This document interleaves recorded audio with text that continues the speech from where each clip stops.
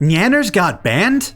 Let's talk about that. So for those who aren't aware, Nyanners recently debuted a new model, and of course it looks fantastic. I mean, look at it. What's not to love? And a real quick shout out to the person who drew the model and rigged it, Diariku, very talented V-rigger. Go ahead and watch them if you're interested in rigging and art streams, they make fantastic stuff. But it appears that that outfit was a little too salacious, as apparently she got banned for inappropriate attire, and she can only assume that that's due to the new model reveal showing a little too much skin. She's just a little confused because it's been almost a week since she started using it, so it's kind of a random out of nowhere ban. And I gotta agree with Connor here, this is not the war crime I thought she'd get banned for.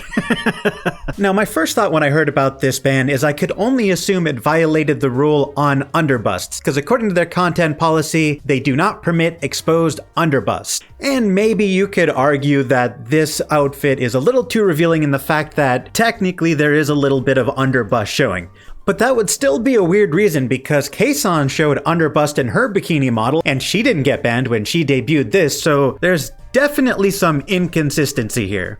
And I do want to go over this tweet made by Diariku herself where she said that she wants to remind everyone that she drew, rigged, and tested the model live on Twitch for more than a month and didn't get banned for it. Apparently Twitch TOS applies differently depending on who you are. That must explain the tolerance for flesh bikini and bananas. Which for anyone who's unfamiliar, Amaranth streamed in a bikini, riding a banana, borderline humping it, and didn't get banned.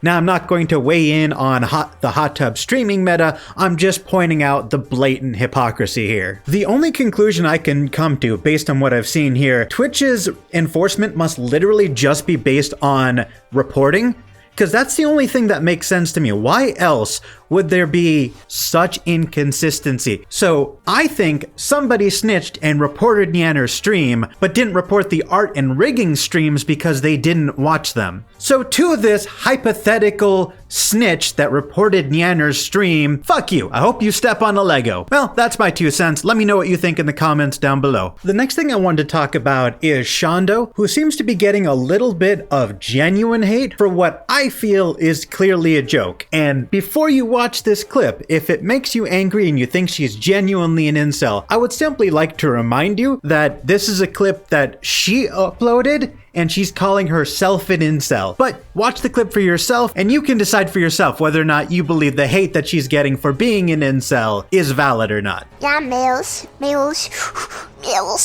on the stream. No, there's nothing wrong with being a male, but imagine them on the stream. That would be awful, and everyone would immediately unsubscribe. And that would be based. It's true.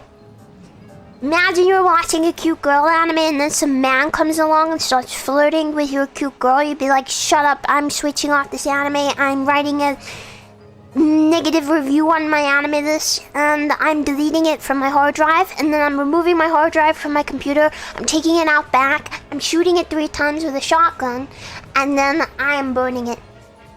Okay, this might be a little incel of me, but whenever it's actually a lot incel of me, but whenever I watch a stream and then I see a guy on the girl stream, I'm like, okay, they're probably like dating.